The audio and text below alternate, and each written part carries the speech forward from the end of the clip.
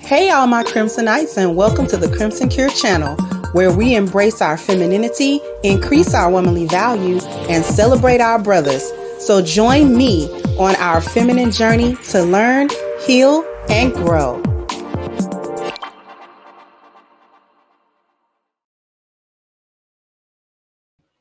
Hey, my Crimsonites, and welcome to the Crimson Cure channel. I'm your hostess, femininity coach, and author of the Crimson Cure, and this is my perspective. So, I ran across this video with Lotto. I guess she called herself one of these chicks that want to rap, and she half rapping and half doing whatever. But in any case, she always twerking and whatever.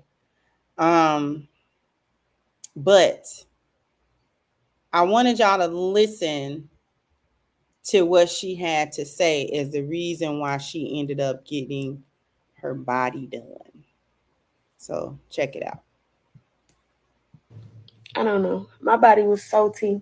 I gained a little weight. Because I signed my deal when I was 21, when I had just turned 21. And I was just having money and like living a whole new life, eating out. I know I'm a foodie, so now I have the funds to like feed this foodie in me and stuff. So I gained a little weight. And everybody on the internet was calling me bad body and stuff. So I feel like that played a role.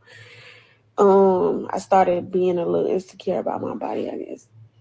And yeah, people were saying I'm built weird, but like looking back, I mean not weird, but it was like, oh, you built like yo white jeans. That was just saying some dumb shit. And I was just young and impressionable. I don't know. My body. And so I wanted to point this out because Lotto is still a young woman. And that's like before and after the pictures. And so basically she's saying that she was made to feel bad once she got into the industry, once she got more popular and people started seeing her and she was on the internet more. People was making fun of her body because basically, quote unquote, built like a white girl, more petite than anything, more thin than anything. Not with this super huge butt and the whole the bad B. That's part of the bad B uniform. I'm gonna start talking about that because it's more to it than just a look. There's an entire persona that goes into it. But she was talking about how basically she was insecure and being in the spotlight a little bit didn't help because she was feeling like she wasn't looking good enough. She didn't fit the bad B look. Big old booty, the done up bodies. She didn't fit that. She had her natural body. It was naturally petite. She didn't have a super big butt and all of that type of stuff. And when you are allowing social media to dictate what you think about yourself, you don't think about things like, well, if I want to change my body, let me take the time it takes to actually go into the gym because that's going to take time, right? Whether it take a long time or a short time, it's not a shortcut. So therefore, if you want the shortcut, you might as well go under the knife, take the time for the recovery or what have you, and then you instantly have the bad B makeover. You instantly got the big booty. You instantly got, no stomach. You instantly got all of these things. And so now, boom, you got the look. Now all you need is your lace front melted, your eyelashes, your nails, and you need to twerk all day. And boom, there you are, you're a bad B. And I'm glad that she said what she said about being insecure. And she said it, now that I look back, my body was T. That's slang for she was looking good in retrospect. She wasn't looking bad. And I bet you it was probably more women than men talking about her in them comments that she's referring to. probably trying to let her know she wasn't looking good. Sometimes they do that out of jealousy because you do look good and they want to tear your esteem down. Um, Ladies, we got to get over this obsession with this bad B look. We got to get over that. Got to get over that. Get over it. Because everybody is not going to have that body. You just don't. Whatever your body is, that's what it is. Let's just say, for instance, everybody worked out. Everybody was the healthiest version and the, most fit version of themselves that could ever be. You're still not going to all have that same look. Somebody gonna be petite, somebody gonna be small, somebody gonna have a little booty, somebody not gonna have big breasts, somebody, you know what I'm saying? We as women, for all of this empowerment talk, we don't embrace what we really look like. We don't even do that. How you empowered, but you don't even embrace what you really look like. I don't like Meg the Stallion as a rapper. I don't like the stuff she stand for. I don't like the stuff that she get out here and represent. But the one thing that Megan do is she gonna work out. She gonna work out. That is as far as I know, that's Megan's natural body. Her booty don't look disproportionate to her body, so I am not inclined to believe that she's gotten any work done on herself. That look like a gym body, and she regularly will post videos of her workouts. You know what I'm saying? Her getting it in and doing all of the things that she needs to do. So she does not, again, I don't believe that Megan has had any major work done to her body. I don't think that she's ever had a BBL or anything, because like I said, her body seemed proportionate. So she just got a nice figure. She has a pretty figure. And that's the way it should be. I wish she wouldn't stand for all the BS that she stand for, but that's if I can give her one kudo, then I'll give her that one. I wish we meaning women, accepted how we really look and just try to become the most fit version of yourself and stop trying to take these shortcuts, thinking that if you appeal to this image, if you don this costume, which is what it is, then you're going to get all of these so-called, good things that come with it. You're going to get the guys that spend the money on you. You're going to get all this recognition. People are going to think you sexy. Dudes are going to want to sleep with you. And all of it is going to be gravy. And it's not. There's you do it. You spend the money. Sometimes you spending money you don't got. You got regular, average, everyday working chicks trying to get a BBL. They don't got the money to go to the actual clinics that are certified to do it. And then they get these back alley BBLs and they suffer for it. If they don't lose their life, then they suffer other health issues and consequences for having went to go and get a black market procedure done by somebody who may or may not even be qualified to do anything. And so this is a hallmark of an insecure woman. This is actually partially why men will have all the fun in the world with a woman with a BBL. He'll screw her and he'll pay her like the prostitute that she is. But then very few of these men want to actually have a real relationship with her, because if you went to go get a BBL, then that says quite a few things about your mindset. That says quite a few things about how you view yourself, how you view the world, how you view yourself in relation to anything.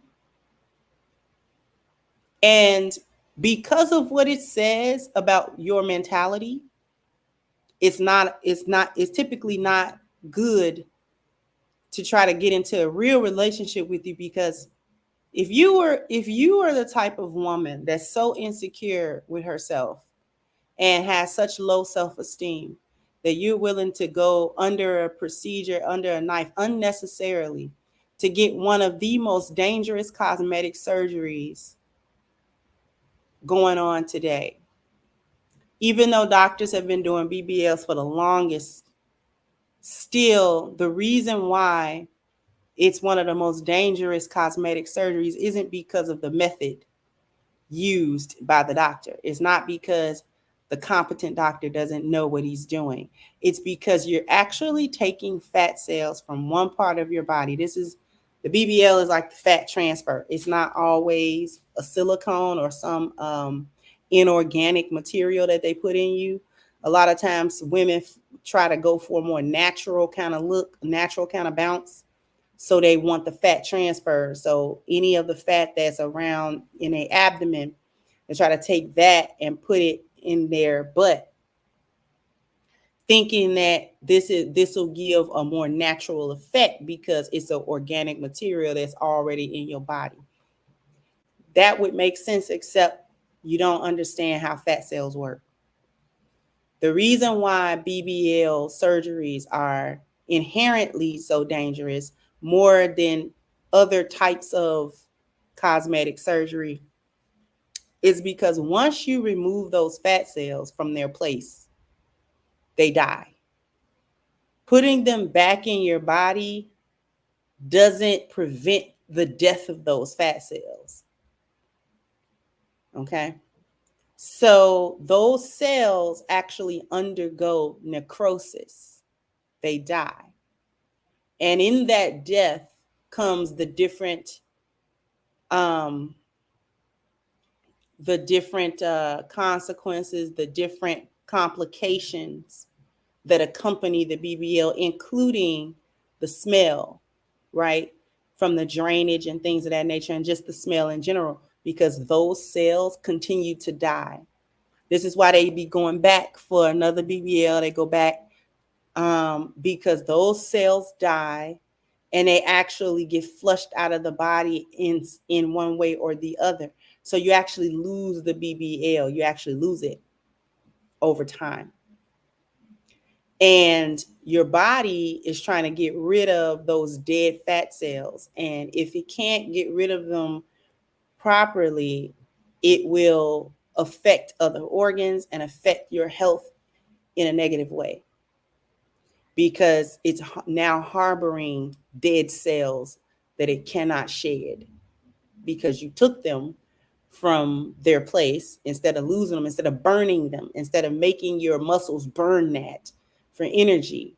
You just moved it around and you disturbed them, and now they gotta die because you took them away, which is why liposuction itself without a BBL, without a fat transfer, isn't as dangerous as the BBL itself, because they're not reintroducing the dying fat cells into your body with just liposuction. They're actually taking it away, right? But when you talk about fat transfer in order to complete a BBL, now you're talking about reintroducing necrotic fat cells back into the body, okay? In a different location.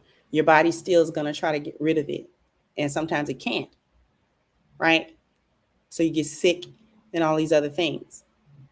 And this is under the best of care, because the doctor can't stop the fat cells from dying. That's just the nature of what the fat cells are going to do. So they're not doing anything that they're not supposed to do. The doctor didn't do anything they weren't supposed to do. It's just that that's the way biology works, right? And so I don't understand when women are going to recognize and acknowledge that this BBL trend is just not, it's literally making you sick, and it's literally killing some of y'all. Not to mention some of y'all, it look bad. It don't even look good. It looks stupid, right? And so getting back to the relationship point, that's why a lot of men will have fun with you. You're a good time, not a long time. Because any woman that would willingly put herself under such things when all she really needed to do was have a little bit of discipline and go to the gym, especially if she wasn't an overweight woman or wasn't a fat woman. Lotto was not fat, she was thin. So that's actually a good place to start, because she doesn't have to go on a weight loss journey. All that she would have had to do was to go on a muscle building journey, right? To actually bulk up a little bit, right? Gain a little weight, but gain it in the right places, right? Because your butt is comprised of muscles. Your gluteus area, your glute muscles, okay, are comprised. All of that is your glute, right? The maximus, the median, all of that. So if you do the proper exercise that targets them, which is why after they get the BBL, they still be having to come to the gym. Like, you don't escape the gym. You don't even escape it anyways. Like, you don't escape the work. The women that don't do the work after the BBL are the ones that really suffer afterwards, because they lose it and then it looks crazy. Okay. And then they keep having to go back and do it because they don't actually maintain it. You actually have to maintain the BBL in the gym. So since you can't skip the gym either way, just skip the BBL and go to the gym. If you work your glutes out, you may not get the biggest butt that you would have got had you got a BBL, but who cares? Who cares? The men that don't want you because you don't got a big butt, they don't need you. They don't need you, and you don't need them because they don't like you. And you just have to be able and willing to accept that there are men that is not gonna like the way you look, even if you're looking the best that you can look. There are men that's not gonna like it. Women have to learn how to start taking L's like that, because it's not really a L. It's just the way it is. You don't like every dude, even if he show up with a fresh cut and a fresh fit and he smell good and he look good and all that kind of stuff. He may not look good to you, so you don't like him, and that's fine, because another woman do like him, and that's just the way you gotta move. How many times have I gone through life and wanted to date a guy or like the guy, and he didn't like me because of that very reason? I ain't never had no big old booty. I ain't never had no donk. I ain't never had that. I built like a white girl.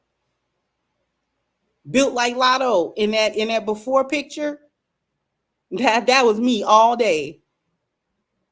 Just, I was never petite because I was never short, but I didn't have all of that boom pow. I didn't have it. I just didn't have it. And so guys that wanted all of that didn't like me. And you know what? That's fine. It's fine. Because somebody did. Didn't mind the little booty. Okay? Didn't mind. It was just perfectly fine. And y'all got to start having confidence. Get to the best point you can look. Do the best possible thing that you can do for yourself. You know, enhance your beauty a little bit, get your hair nice, you know what I'm saying? Wear nice clothes, you know, nice as you can afford and things of that nature. You know, just try to be the best version of yourself, whatever level that is. And then it is what it is after that. It is what it is after that. Somebody gonna appreciate it. You don't gotta be lusted after by every dude. It's not even necessary. Jump down in the comment section. Let me know what you think. Like, share, subscribe to the channel if you have not. Once again, I'm your hostess, The Crimson Cure, and this is my perspective. Bye-bye, Crimsonites.